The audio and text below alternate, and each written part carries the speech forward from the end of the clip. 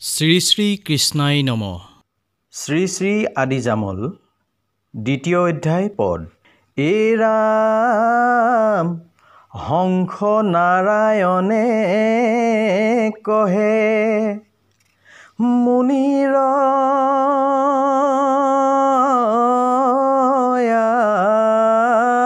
আগত কহিলো কিছুমান কলিৰ মহত্ব। কলিৰ কালত নৰ কুৰমতি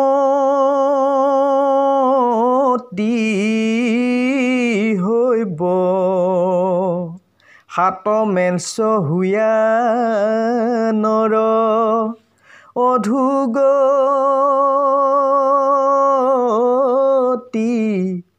যাইব। ভাতৃবধূ সুহৃদ বান্ধৱ বন্ধু যত নাহিকয় শুদ্ধ মন কেৱল অসত। একলে ভুঞ্জিব পৰি বাৰে নপাৱন্ত কলিৰ যুগত হেন হৈবন্ত বিতান্ত। দ্বিজ হব হৈব নষ্ট লোভ বাঢ়িবন্ত চাণ্ডাল জাতিৰ দান মাগিয়ালৈ বন্ত। তথাপি নপাইব দান মাগন কৰিয়া যাচিয়ালৈবে দান মাগন কৰিয়া। নষ্ট হৈব ব্ৰহ্মজ্ঞান ব্ৰহ্ম তেজ আৰ গুচিবন্ত ব্ৰহ্ম তেজ বৃদ্ধবে বহাৰ। সকল জাতিয়ে মাত্ৰ এক জাতি হৈব আপোন কুলৰ মাজে কণ্ডল মিলিব। নষ্ট হৈব পশু পক্ষী নৰ গজ ছয় এহি মতে ব্ৰহ্ম তেজ সবে হৈব লয়। তাসম্বাৰ শেষত যেহেন হৈবন্ত সবে পৰিহৰি শুনা শাস্ত্ৰৰ সন্মত। এক সূৰ্য তাপে হৈব বাৰয় সূৰ্যৰ তাহাৰ প্ৰতাপে লোক হৈব চাৰ খাৰ। তৰু তৃণ লতা বন নাথাকিব আন পৃথিৱীটো তিয়া হৈব আঙ্গুল প্ৰমাণ। যেন জলে ধেনু বিষ্ঠা ভাসিয়া ফুৰ সেই মতে ধৰণীৰ হৈব তেহনাই। সাত পাতালৰ তলে আচন্ত অনন্ত সেইদিন হন্তে তেহে হামি চাৰি বন্ত অনন্ত মুখৰয় অগণি বাজহুই সাত তাল দহিয়া যে ঊৰ্ধ্বক উধাই এ ৰাম খনেকতে দহিবন্ত ইটো জম্বুদ্বীপ একত্ৰ কৰিয়া সাত স্বৰ্গৰ সমীপ সাত খণ্ড দহিয়া অগণি নুমাই বন্ত আউৰ যেন মত হৈবে কহিবে লৈলন্ত কাঢ়িবন্ত নিশ্বাসক আৰু এক গোট নিশ্বাসত বায়ু বাজ হৈবন্ত লগত এ ৰাম সেহি প্ৰলয়ৰ বায়ু উঠিলা জগতে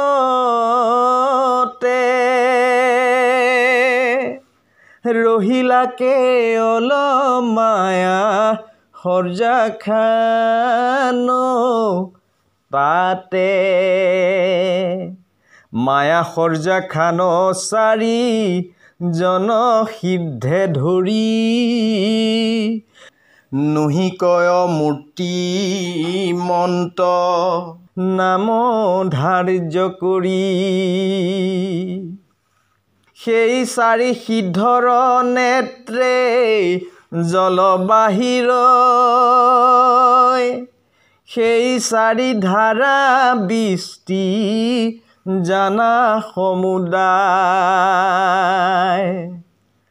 সেহি জলে তল গয়া 14 ভুৱন প্ৰলয়ৰ জল সিটো নহিকে ভগন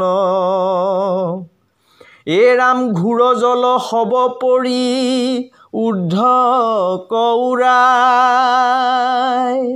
সেহি বেলা চাৰি সিদ্ধ ভৈলা মূৰ্তি প্ৰায় দেখন্তে মায়াৰ সৰ্জা মধ্যে আছে ৰৈ মনে মনে চাৰি সিদ্ধে মেলক পাতই চাৰিজনে ভাঙি পাতি কহয়ত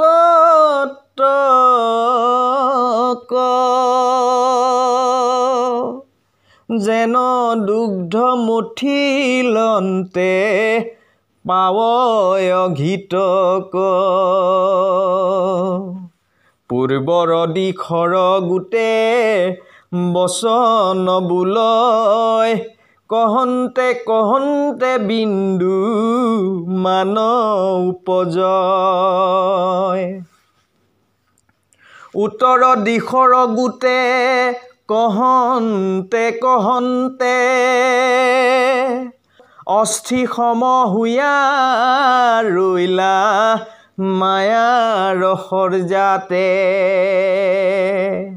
দক্ষিণৰ গোটে পাছে বুলিলা বচন জীৱনাই অস্থি মাত্ৰ ভৈলা কি কাৰণ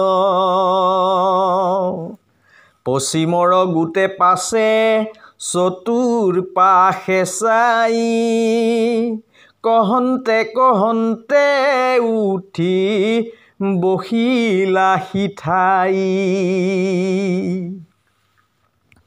উঠিয়া বহিলা প্ৰভু মায়া সৰ্জাহন্তে নয়ন বুলাই চতুৰ দিকে চাহিলন্তে কোন কৰ্ম কৰোঁ বুলি মনত গুণয়, সেই বেলা চাৰি সিদ্ধে বচন বোলয়। শুনা প্ৰভু সৃষ্টিখান বিনন্দ কৰিও, উপৰি সংকাৰ কথা আমাত কহিও।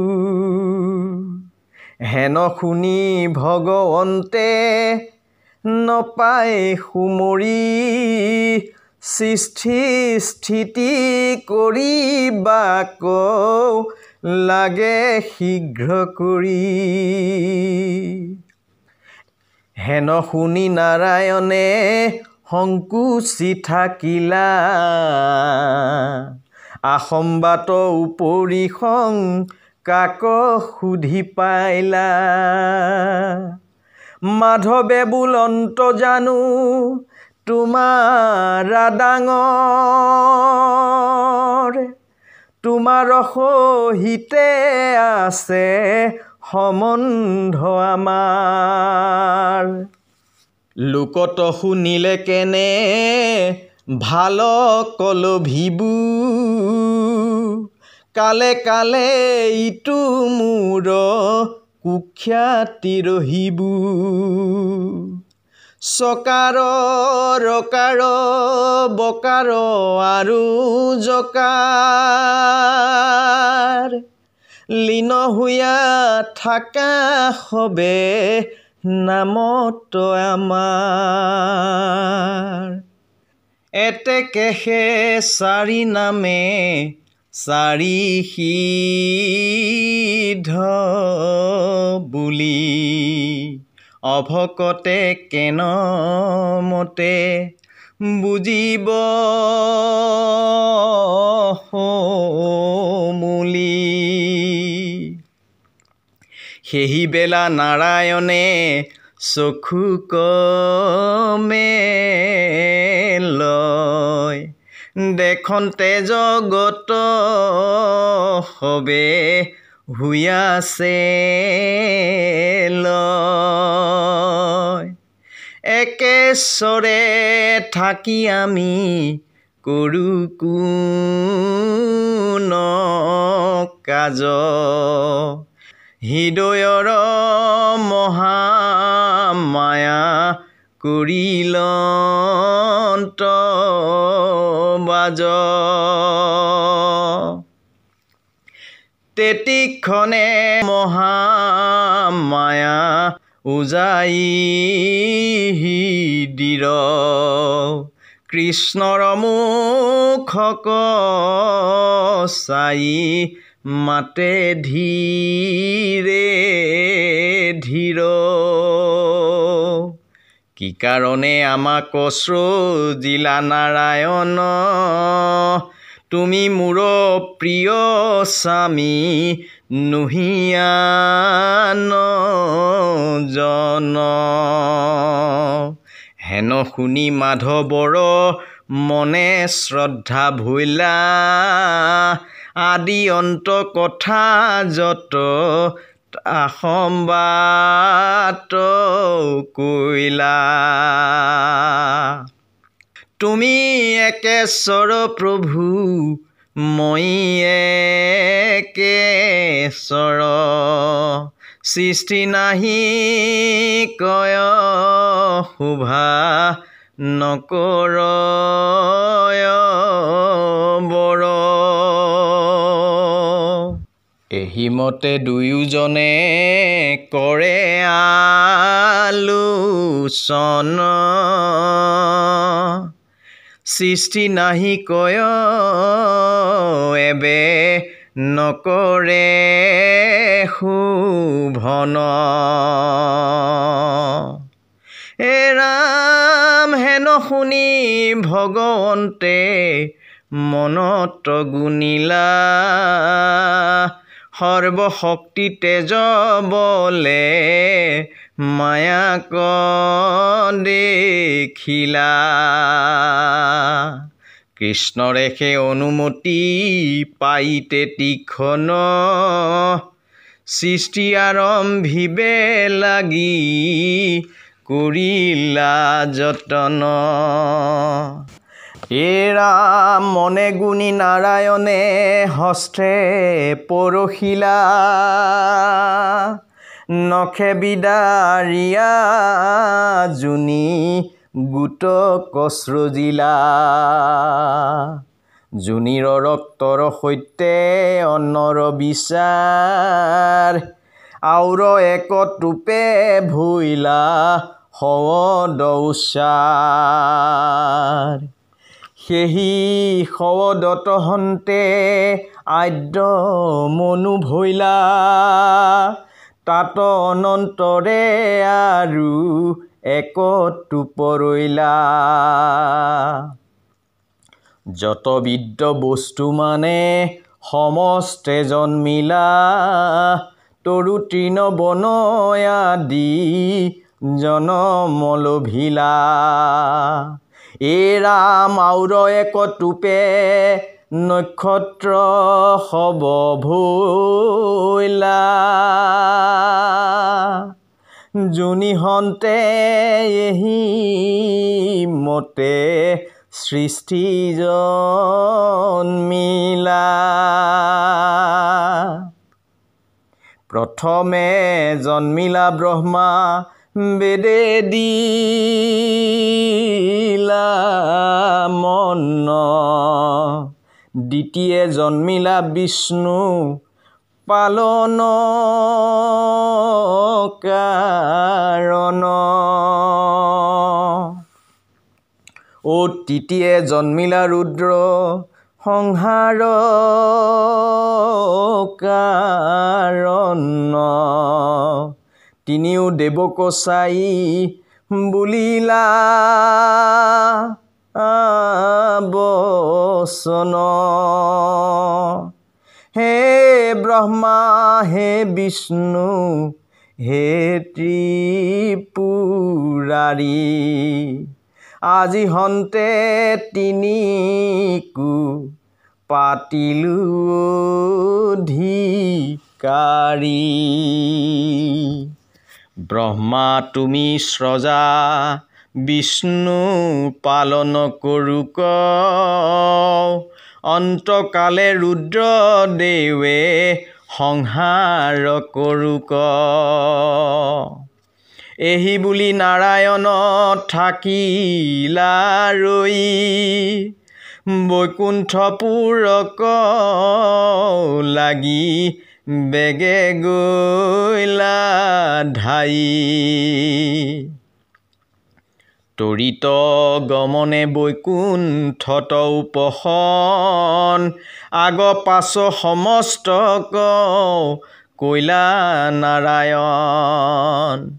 থাকিলা নিশংক মনে পুৰাণ পুৰুষ সজীৱে লাগিলা ব্ৰহ্মা পৰম সন্তোষ। হৃদয়ে কাশ্যপ জন্ম লভিল সম্প্ৰতি তাত অনন্তৰে দেৱ গণয়ুতপতি। সাতখণ্ড সৃজিলে ক মনত বিস্ময় পৃথিৱী সজীৱে লাগি মনত সংশয়। সমস্ত জলৰ ছটা থল নাহি কন্ত কোনমতে জগতক কৰিব বসন্ত। এহি মতে ব্ৰহ্মাদেৱে নপান্ত উপায় সেহি বেলা ভগৱন্তে মনত গুণয়। এৰাম এৰিলে কহিতু মায়া প্ৰভু নাৰায়ণ বৰাহ স্বৰূপ ধৰি লন্ততে প্ৰতিক্ষণ প্ৰলয় জলত ডুব দিলা ৰংগ মনে সাত পাতালৰ তল পাইলা তেতিখনে সি থানত বহি আছে সহস্ৰ অনন্ত কোনে বুজিবাক পাৰে কৃষ্ণৰ মহত্ব বৰাহে অনন্ত সজ্জাত বহিলন্ত গৈ দুয়োজনে এক হৈ ৰৈলা সমুদায়ী এই ৰাম তুমি আমি একে সম ভিন্ন পৰ নাই লোকতৰাই বাৰহন্তে অৱতাৰময় আনে নজানয় আকৌ জানি আছে ৰুদ্ৰ কেন মতে জানিবা মোহুৰ মায়া ছিদ্ৰ একে ৰাম একে নাম জানিবা সমূলি মহা মহন্তেও নপাৱন্ত উলি অজ্ঞান পন্থত থাকি দেখে নানা মত নানা পন্থে চলি নৰ তৰিব কি মত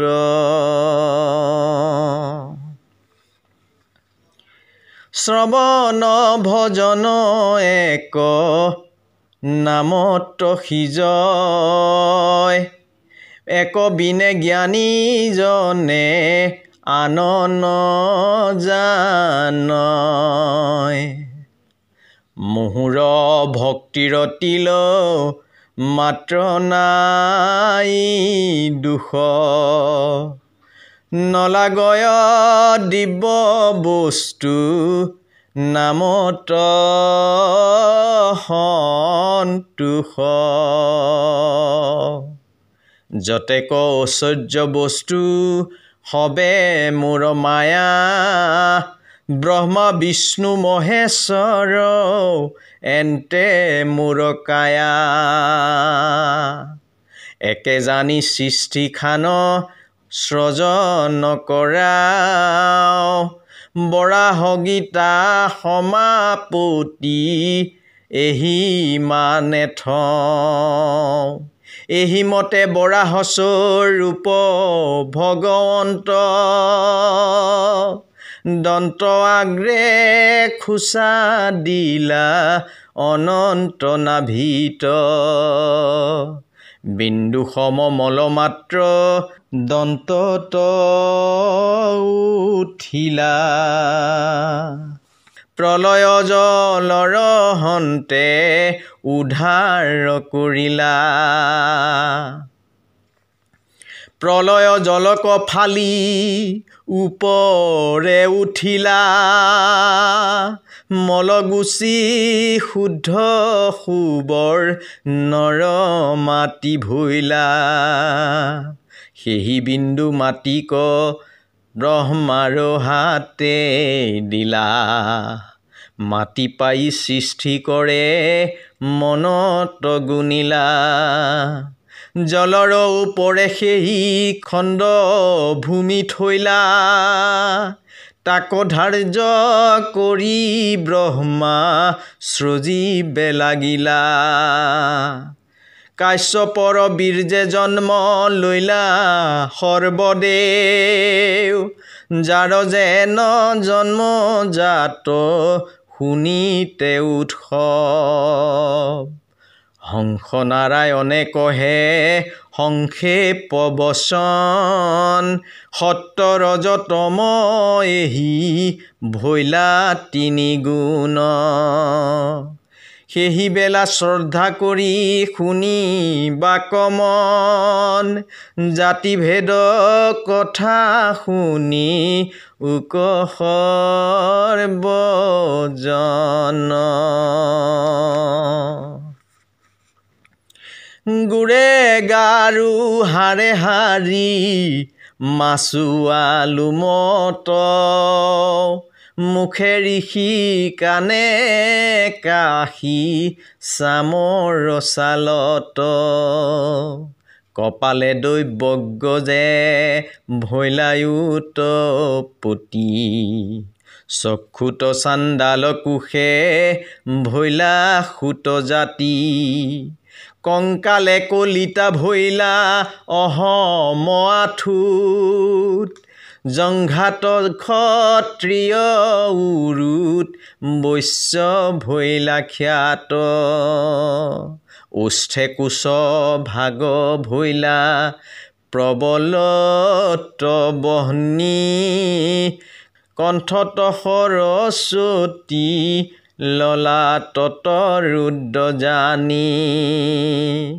লিংগিত ফিৰিংগ কটি কছাৰী উপজিলা তাৰ পাছে ভুৰুঅত ভূত জাতি ভৈলা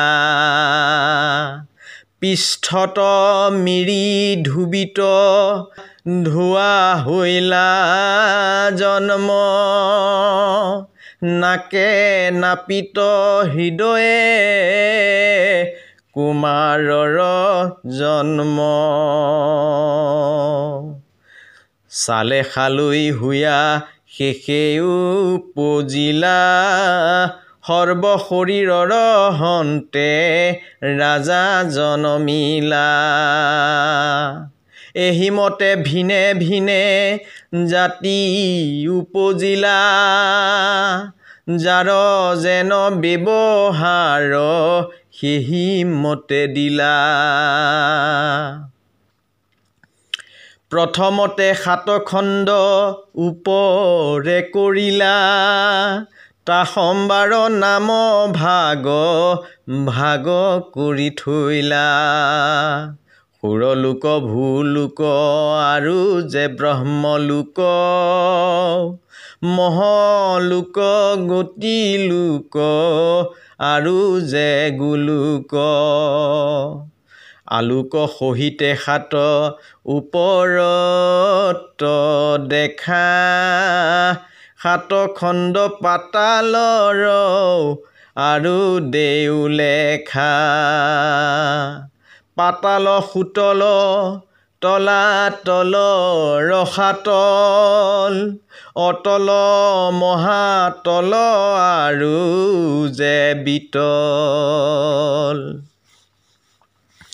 কহিলোহু নাম এবে সাত পাতালৰ আবে কহু সীমা আৰু জম্বু যে দ্বীপৰ সহস্ৰ ফ্ৰণায়ে অনন্তেও ধৰি ৰৈলা বাসুকিশৰ পকয়ানি ঢাকনি বান্ধিলা তলবল কৰে মহি থিৰ নাথাকয় যেন মতে আলংগত ধৰণিৰ হয় হেন দেখি শ্ৰীকৃষ্ণে ধৰিলন্ত গিৰি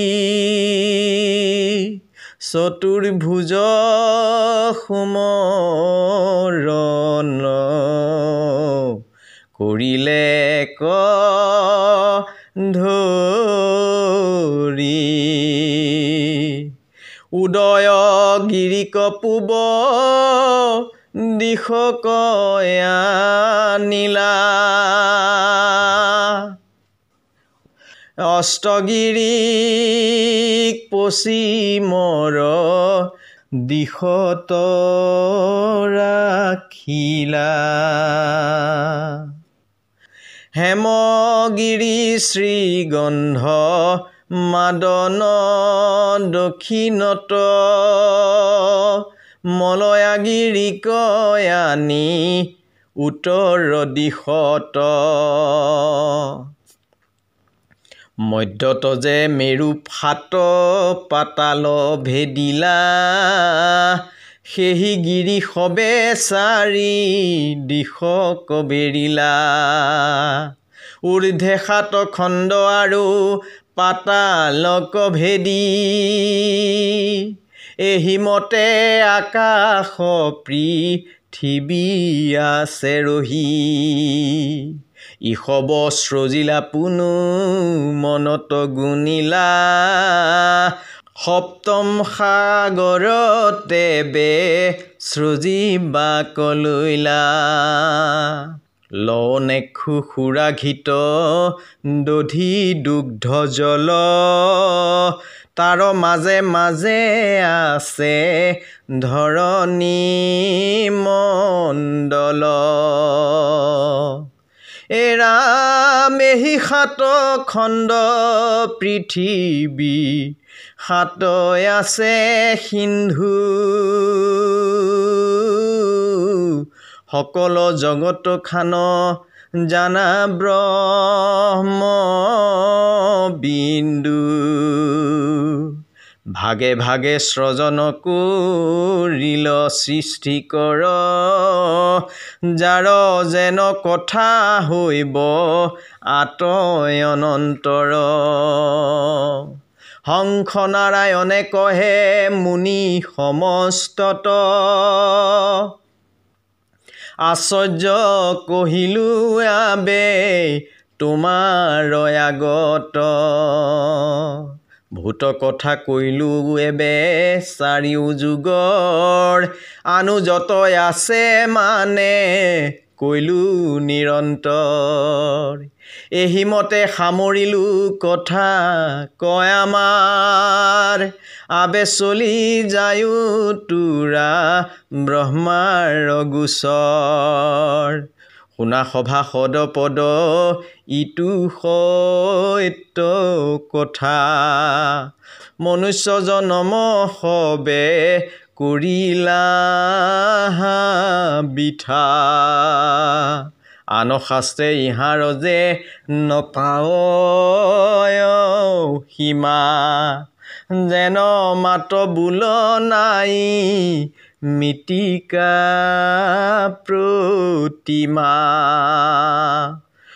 ৰামন্য শাস্ত্ৰ পঢ়ে বেদ নজানে নিশ্চিত শ্ৰী আদি জামল চাৰি সিদ্ধে প্ৰচলিত একজনে পঢ়য় শুনয় সভাসত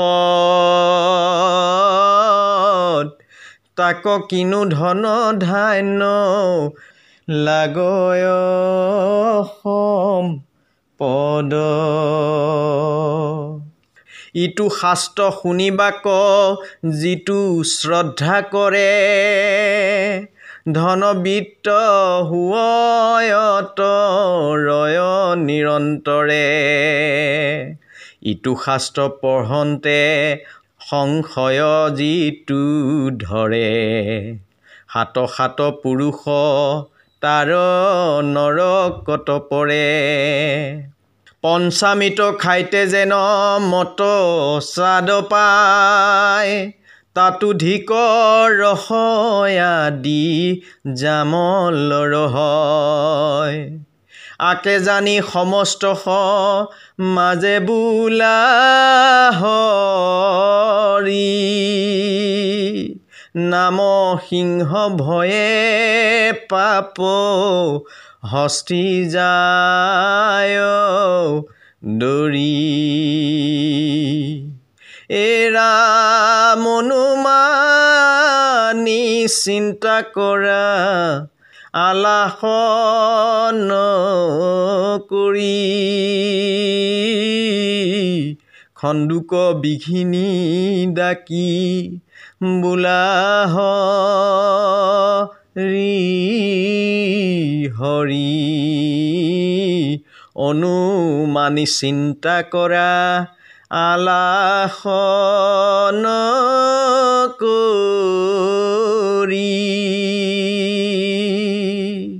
খণ্ডুক বিঘিনি ডাকি বোলা হৰি হৰি ৰাম ৰাম হৰি ৰাম। শ্ৰী শ্ৰী আদিজামল দ্বিতীয় অধ্যায় সমাপ্ত।